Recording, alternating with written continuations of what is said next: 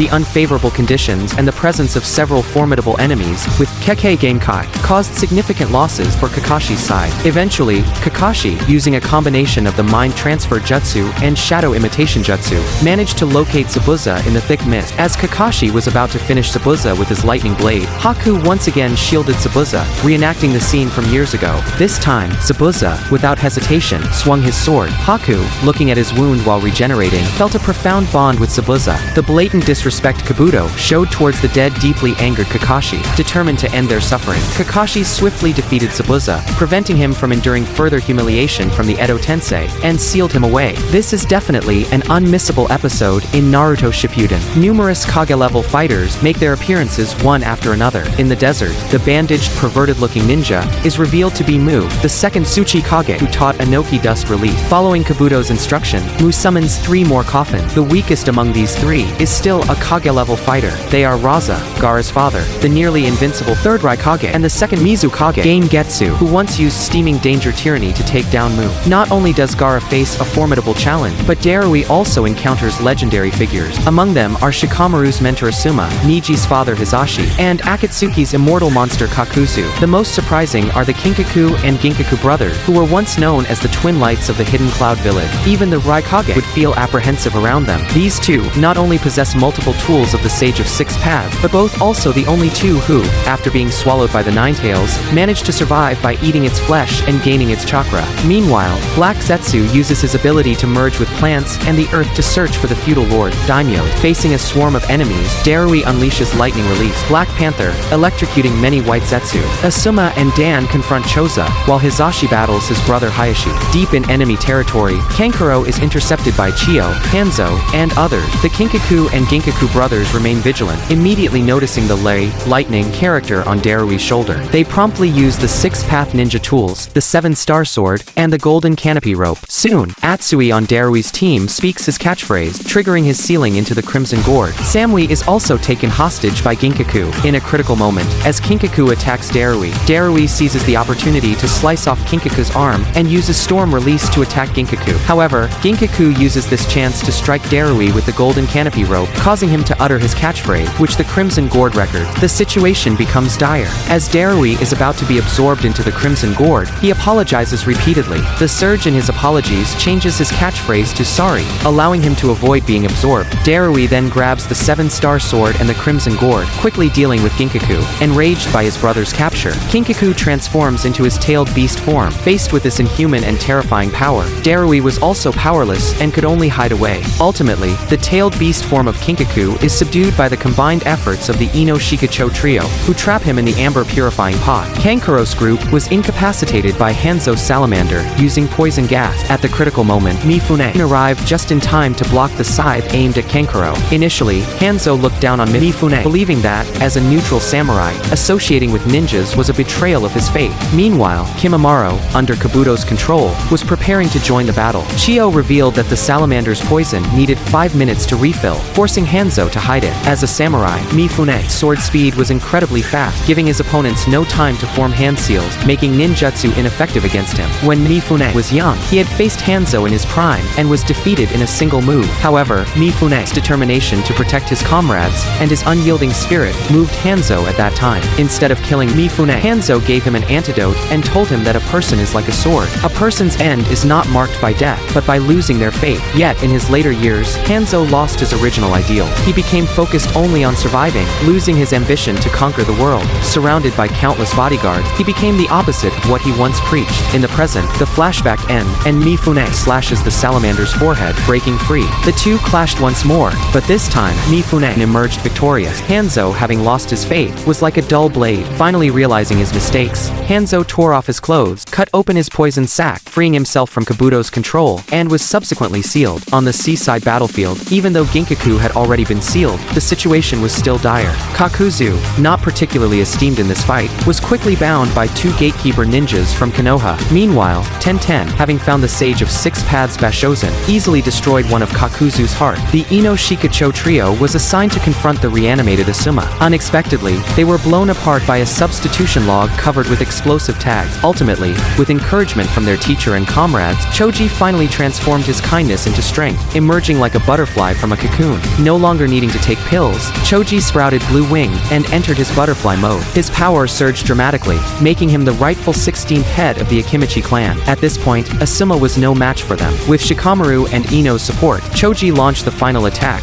successfully restraining Asuma. Before leaving, Asuma completed his final words, acknowledging them as the perfect Ino Shikacho team. Afterwards, the giant Choji, with overwhelming strength, began clearing the enemies from the coastline. The Raikage secretary was very confident when she told Tsunade that even a Jinchuriki couldn't break through the 36-layer barrier set by their sealing squad. She probably never expected that Killer Bee would help the outsiders escape, making the subsequent turn of events all the more shocking. Killer Bee's tailed beast ball was used by Naruto as a Rasengan, and their combined effort was remarkably effective. The barrier that Naruto alone couldn't break through shattered like an eggshell, and in an instant, all the barriers were broken one by Naruto. As Naruto broke free from the Raikage's control, White Zetsu sensed the tailed beast chakra and relayed the information to Tobi. Tobi then instructed Black and White Zetsu to continue holding off the Mizukage and others guarding the daimyos while he went to the coastline to seize the amber purifying pot and the red gourd, which had sealed Ginkaku and Kinkaku. Unfortunately, the highly anticipated Kakuzu didn't even get a battle scene. He was defeated by Tenten wielding the Bashozen. At that moment, Tobi suddenly appeared and summoned the Ten Tails Husk, the demonic statue of the Outer Path. Its enormous size and immense power swept through the battlefield like a storm. Even the powerful Earth-style sandwich technique used by Kitsuchi couldn't stop its rampage. The clever Shikamaru quickly deduced that the masked man's goal was actually to obtain the Nine Tails chakra, so he hurried to protect the amber purifying pot. However, the difference in strength was too great, and the amber purifying pot was easily taken by the masked man. Nevertheless, Shikamaru's intellect was once again praised by the antagonist. Meanwhile, battles on other fronts continued deep into the night. Upon learning that the masked man had obtained part of the 8 Tails and 9 Tails chakra, Kabuto decided to conserve his strength and withdrew all his Edo Tensei pawns. This gave the allied shinobi forces a brief respite. However, the night at the encampment was far from peaceful. White Zetsu evolved into a spy, infiltrating the logistics division to assassinate medical ninjas. Another White Zetsu took advantage of the confusion to successfully rescue Deidara. While Deidara was searching for explosive clay, Mifune and his group pursued him, but since Deidara was in his Edo Tensei form, even self-detonation wouldn't kill him. The lightning-style ninjas present were too weak to deal with him effectively. Fortunately, Kuratsuchi had a plan. She disguised herself as Sasuke and lured Deidara to a rocky area, preventing him from discharging the electricity in his body. Eventually, Mifune, carrying a battery, struck Deidara with a single blow. Unable to speak, Deidara was once again captured and sealed inside Kankuro's puppet mechanism. We know that even in his Nine Tails form, Naruto's speed still couldn't surpass the Raikage. However, when the Raikage caught up with the fleeing Naruto, he stated that no one could be faster than the deceased Minato. This shows that Minato's title as the fastest in the ninja world was well deserved. In the past, the coordinated AB combo of Killer Bee and A was unstoppable on the battlefield, striking fear into their enemy. It wasn't long before the AB duo encountered Konoha's yellow flash, Minato Namikaze, on the battlefield. When Minato had placed flying thunder god markers all around, A swiftly attacked him. Despite A's incredible speed, he was still defeated by Minato's godlike swiftness. Fortunately,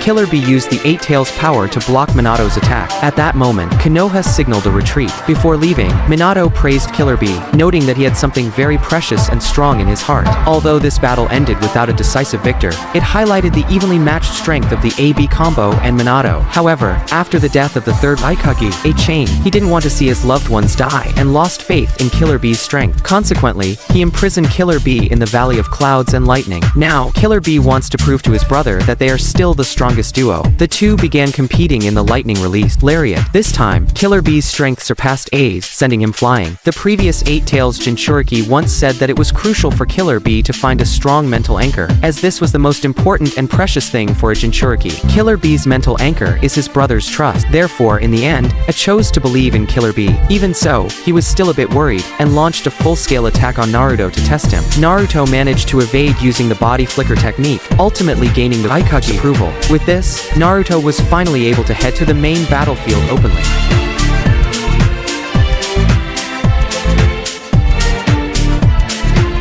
Who do you think is the strongest among the original 7 ninja swordsmen of the mist? After Kabuto's retreat, Kakashi's side also began regrouping the troops, and brought Sai a giant sealing scroll from the Root organization, meant to seal the reanimated ninjas. This was a unique sealing technique of the Root organization. Kakashi entrusted this significant responsibility to Sai, causing him considerable pressure. Early the next morning, the allied shinobi forces were ambushed by the enemy, catching them off guard. After Kakashi formulated a detailed battle plan, the first opponent they encountered was Jinin Akabino, wielding his twin sword. Just as Kakashi managed to trap Jinin in a strategic move, Sai began to lose control due to his suppressed emotion, looking visibly pained. Previously, under Danzo's orders, Sai had attempted countless times to master this sealing technique, but had always failed. At this moment, a Baku-tun, explosion-style ninja engaged in a scuffle with Rock Lee, who was protecting Sai. The ninjas restraining Jinin Akabino were also knocked to the ground, caught in the crossfire of the ongoing battle. Seeing that Rock Lee was about to fall into danger, Sai finally overcame his negative emotion. He channeled his feelings of protecting his comrades into the scroll, and successfully completed the unique sealing technique. A massive tiger appeared instantly, ferociously attacking Jinin Akabino, and dragging him into the scroll to be sealed. After sealing Jinin Akabino,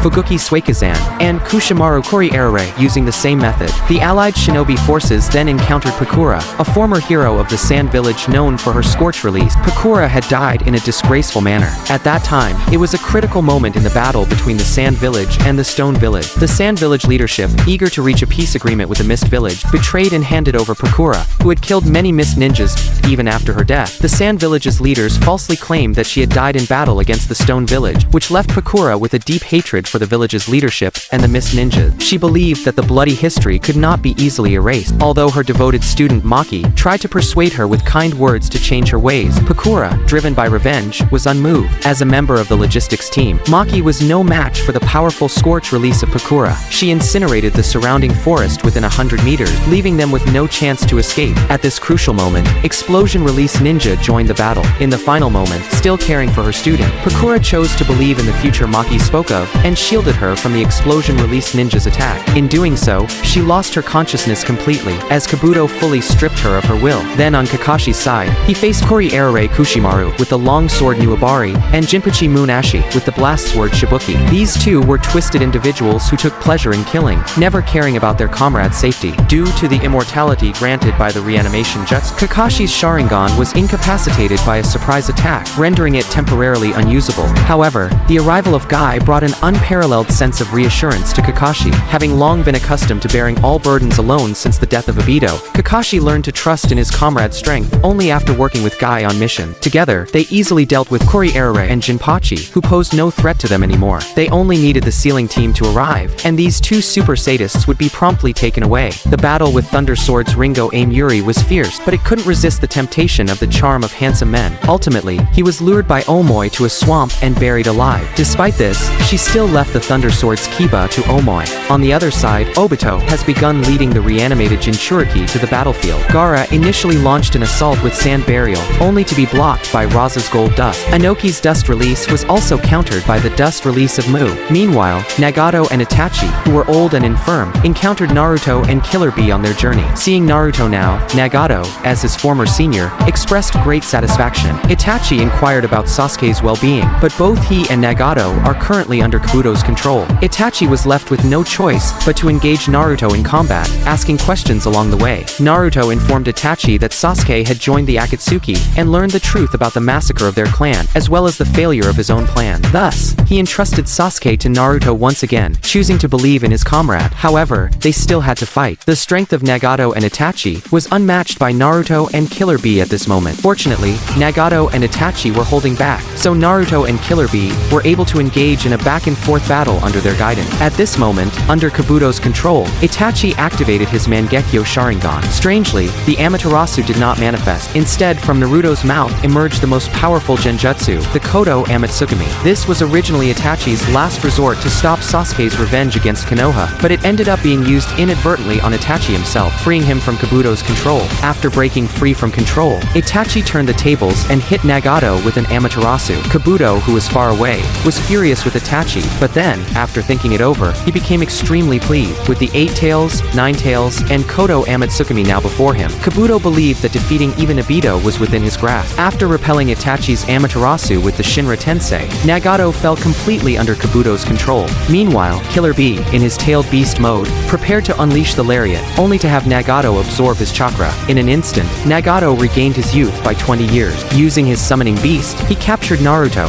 absorbing even his Rasengan. Furthermore, Nagato summoned the King of Hell, attempting to extract Naruto's soul through the human path. Rushing to help, Killer Bee was ensnared by the Azura Path's mechanized arm, priming a cannon to eliminate him. True to his reputation, Nagato effortlessly handled the two Jinchuriki alone. Just as Nagato was about to secure the double kill, the situation was disrupted by Itachi. Desperate, Kabuto commanded Nagato to use Chibaku Tensei, released a powerful gravitational sphere into the sky, causing the surrounding rocks and earth to collapse. Naruto and the others were drawn into the air as well. Itachi calmly assessed the situation, identifying the black core at the center as the weak point of the technique. He informed Naruto and Killer Bee to use powerful long-range ninjutsu to destroy it. At the same time, he unleashed the Susanoo and charged the Yasaka Magatama. Together with Naruto's Rasen Shuriken and Killer Bee's tailed beast ball, they easily disrupted the technique. Taking advantage of the smoke screen, Itachi then sealed away the reanimated Nagato with the sword of Totsuka, ending the battle before Kabuto could react. Knowing Kabuto's whereabouts, Itachi decided to go alone to stop the impure world reincarnation. Before departing, he imparted a valuable lesson to Naruto, stating that it's not becoming Hokage that earns people's recognition, but rather being recognized by others that makes one worthy of being Hokage. This statement had a profound impact on Naruto's future. Itachi then destroyed the crows containing the Sharingan and left the desert alone. On the battlefield, the Mizukage provided some comic relief, while Inoki struggled against the opponent who could completely vanish. Thankfully, Naruto arrived just in time and used Rasengan to immobilize the opponent's clone. Meanwhile, on the Mizukage side, it had practically turned into a training ground. Under the Mizukage guidance, the allied shinobi forces were worked to the bone, with the third Raikage displaying unparalleled strength. The third Raikage's power was so extreme that he was considered almost insane. In the past, he had faced a massive army alone to protect his comrade, fighting for 3 days and nights before finally succumbing. To defeat him, they needed a stronger wind-style user. Just then, Naruto intervened with a massive Rasen Shuriken that struck the third Raikage directly, not even scratching his skin. Subsequently, the third Raikage unleashed the Hell Stab, three-finger Nukete, causing numerous casualties among the allied forces. Naruto then noticed a large scar on the third Raikage's chest, a reminder of his battle with the Eight Tails where he severed all of its tails with a one-finger Nukete attack. Naruto quickly communicated with the Eight Tails to confirm that the third Raikage injury was not caused by tailed beast balls. With this information, Naruto entered Sage mode and charged straight at the third Raikage. Using Frog Kata,